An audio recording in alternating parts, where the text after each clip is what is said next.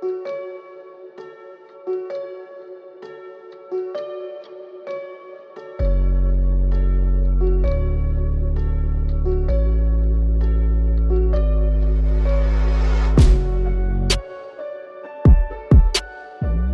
good, you're back! Fall is coming to a close, and this is the last video for our pumpkin harvest this year. I wanted to thank Mariah Elizabeth and the Adequate Housewife for giving me the idea of decorating pumpkins. It has awoken something within me. Obviously. I never realized how many gourd-related stories were near and dear to my heart. And I didn't even get to all of them. Sounds like we're gonna need a harvest for next year. Our last batch for this year is the part 2 of the Nightmare Before Christmas themed pumpkins that I promised a couple weeks ago. We can't forget about Oogie Boogie and Santa. Let's go. Burlap. You can never go wrong when you have some cheesecloth and burlap around, I always say. This required no pumpkin prepping because I was covering everything in glue.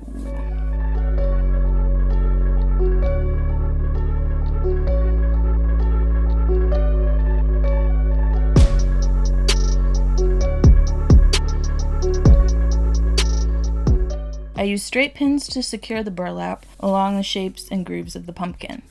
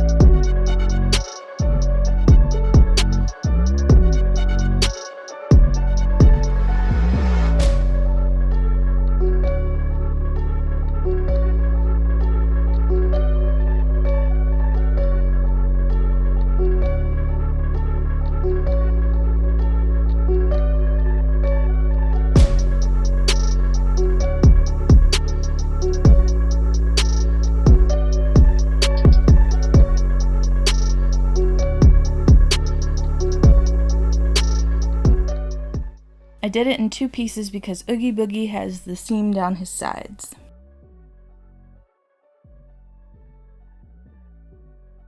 Who would have thought I could fit sewing into a pumpkin harvest? They said it couldn't be done.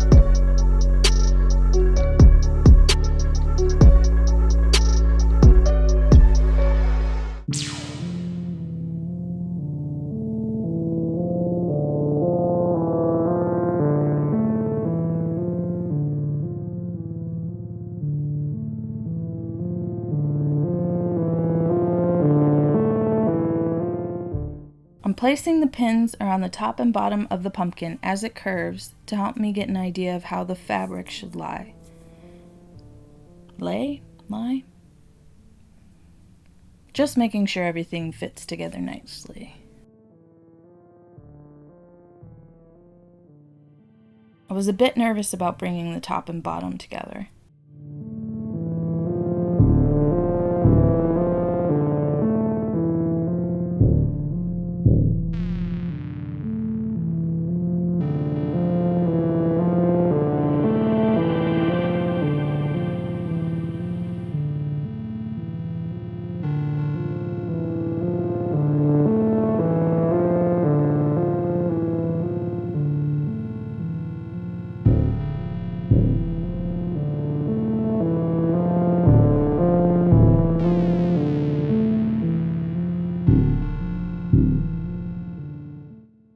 I'm actually pretty pleased with how it looks so far. I don't want this burlap unraveling on me. Gotta make sure it's not going anywhere.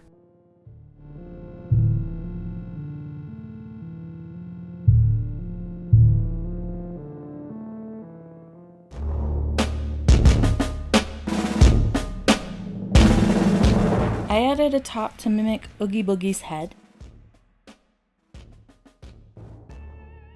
Now for some color. I'm giving him a wash of brown acrylic paint.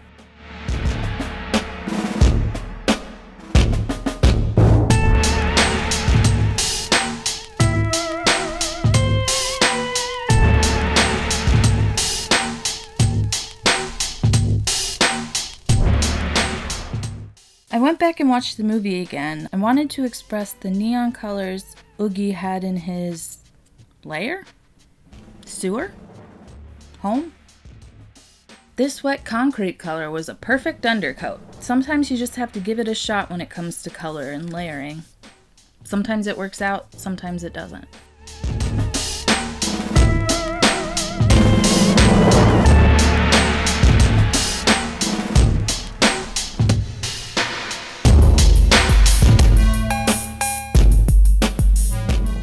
Now I'm dry brushing some neon green from Culture Hustle. Oh my goodness, it's exactly like I pictured it.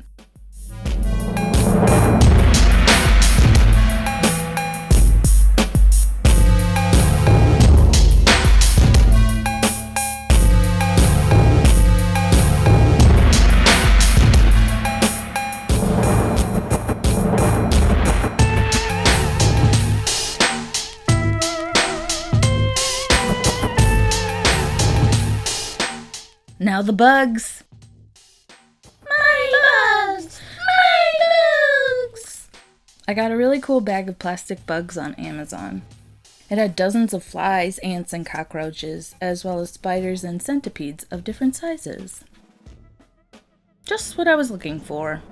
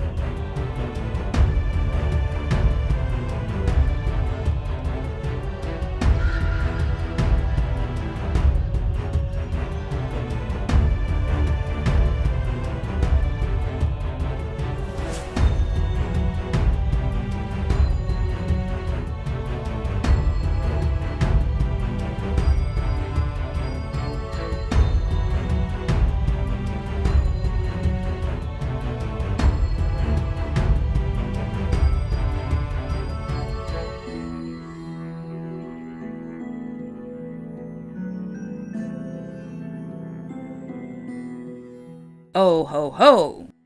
Gross.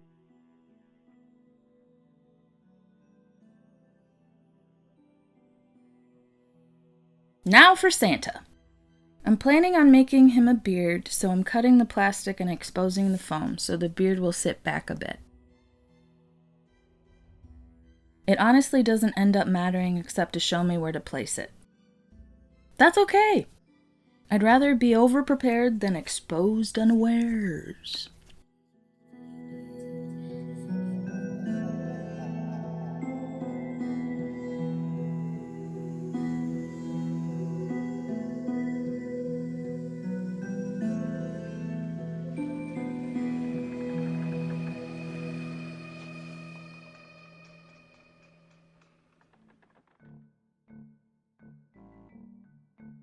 And it's so satisfying to peel the plastic off.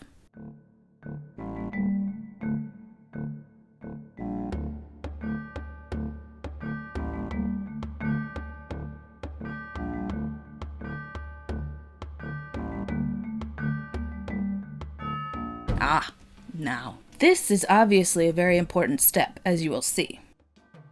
Take the white pumpkin and paint it a slightly different color white. Very important, very important. Sometimes it seems like I'm just making work for myself.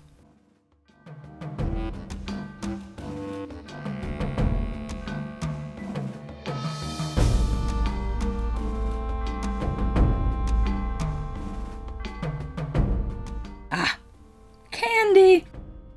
I'm sculpting a lolly and some candy corn to stick into his beard.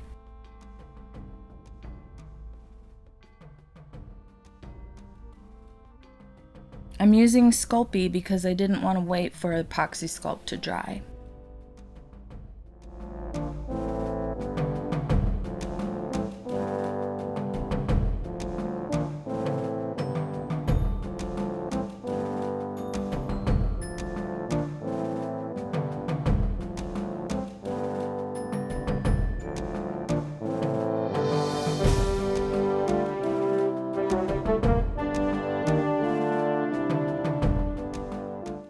It's corn that tastes like candy. Woohoo!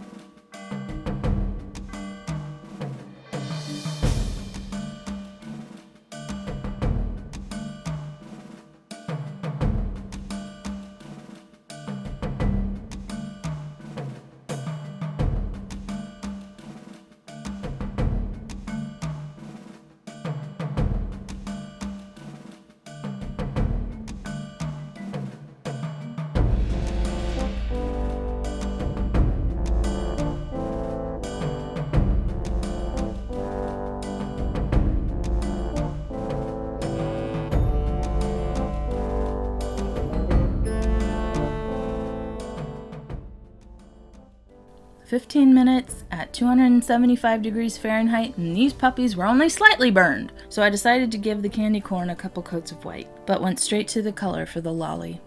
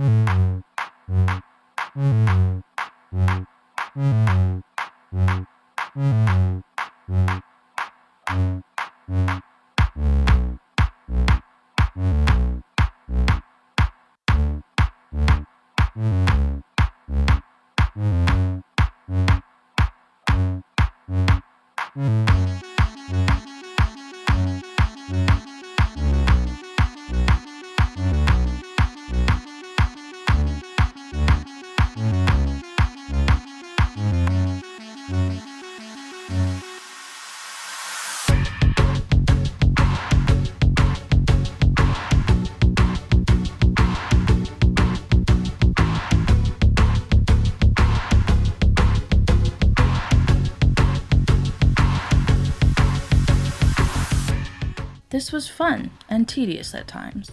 I'm not sure how that's possible, but there you go.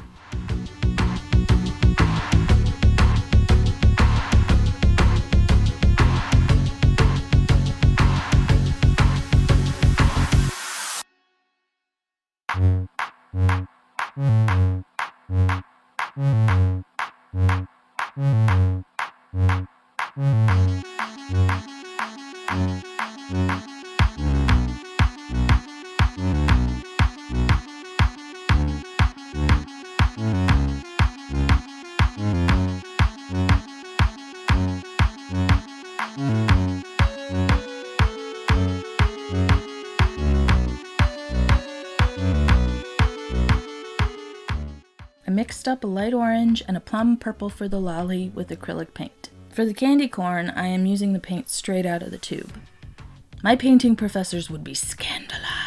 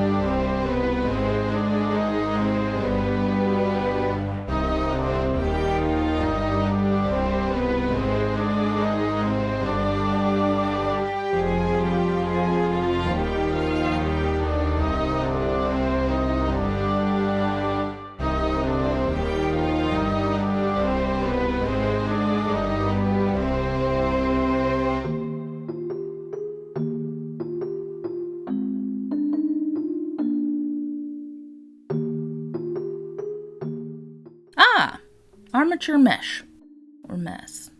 Ah, armature mess. Perfect, a hat. This is the first time I've used this toy. It is a pasta and clay roller. Don't worry, now that I've used it for clay, I will no longer use it for pasta. It rolls out the clay, or dough, in thin even sheets easier and more quickly than I could do with a rolling pin.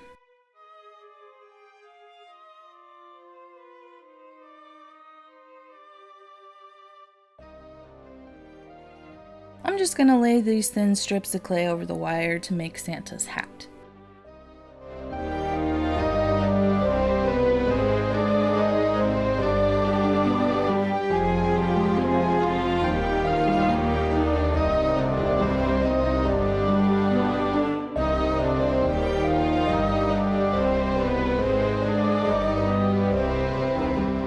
This is the first time I've done something like this, so I was figuring things out as I went.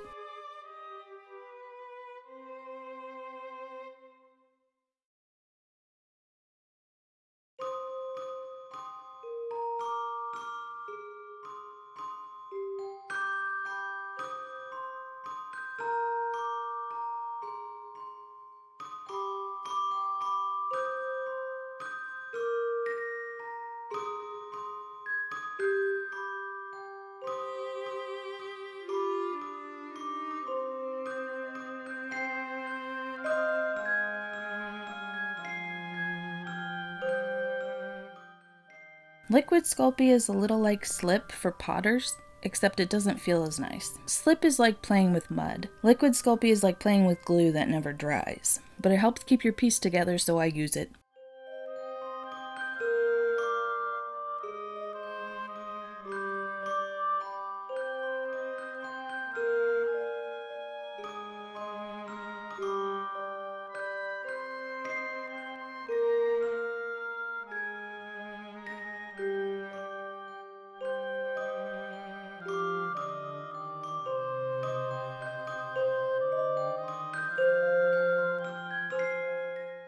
At this point, the Sculpey started cracking all over the place. So I got the shape I wanted and smoothed things a little, then I cooked it so I could fill in the cracks and smooth it out with the second bake. The lighter areas are where I patched and smoothed things down. Since the clay was so thin, I only baked it for about 20 minutes each time.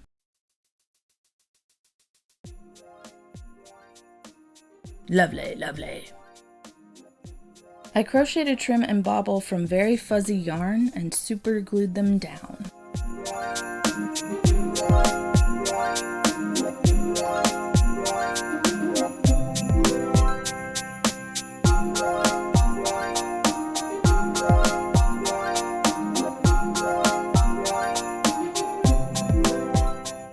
It was a little too long, but with a little extra glue, you could hardly tell.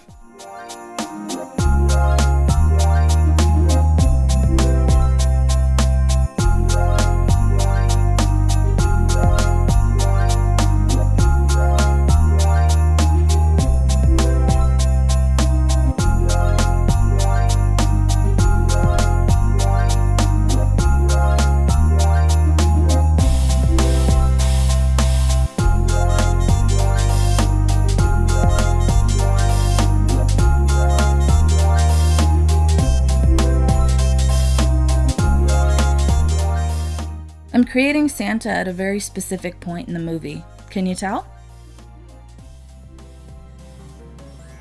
Now! He can't be Santa without a huge fluffy beard. This is a latch hook technique using a lark's head knot. I will be covering the knots in glue, so they aren't going anywhere.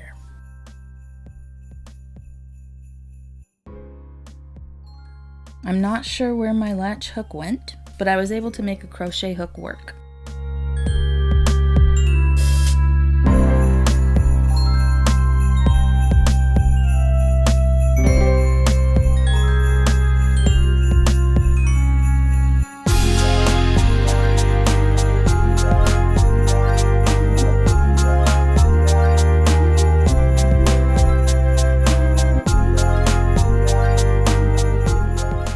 I'm not filling in every square. The yarn is so bulky, it is unnecessary.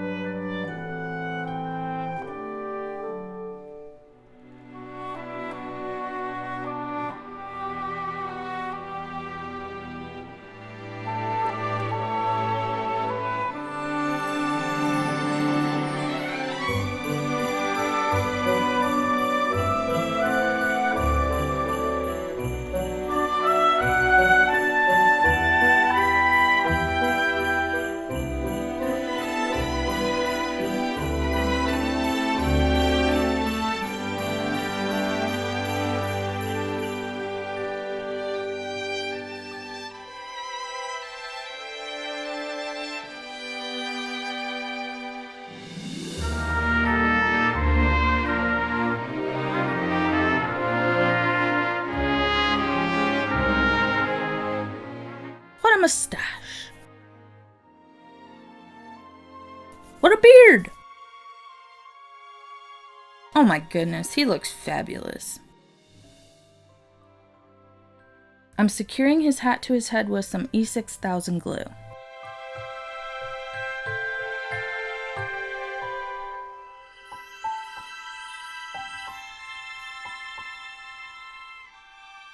I did end up painting the pumpkin a more pinkish color, but with that massive beard in his hat, you could hardly see it at all.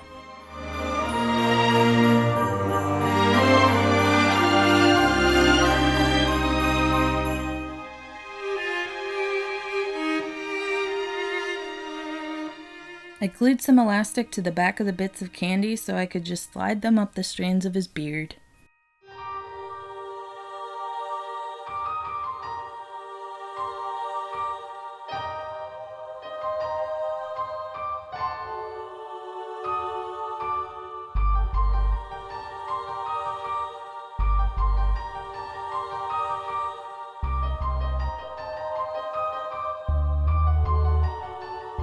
Oh my goodness, what a Santa pumpkin.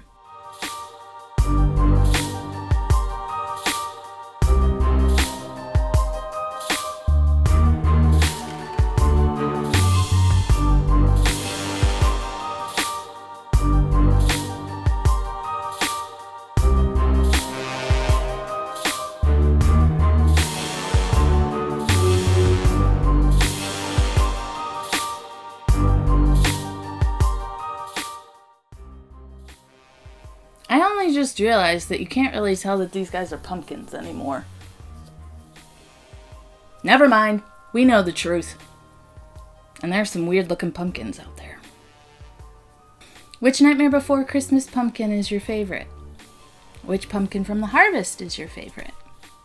I don't know if I could pick a favorite pumpkin. I had so much fun making them all. I did promise to reveal my favorite Nightmare Before Christmas character. I hope you won't think me too basic, but I think Jack Skellington is my favorite character. Why, you may ask? Well, he's a snazzy dresser, and he's voiced by Prince Humperdinck and Danny Elfman. He is selfish, but he does learn some things through the course of his adventures. The character design in the film is so incredible, it's really hard to choose a favorite. But right now, I would say Jack. Let me know yours down in the comments. Next week will be something completely different. So take care, and I'll see you next time.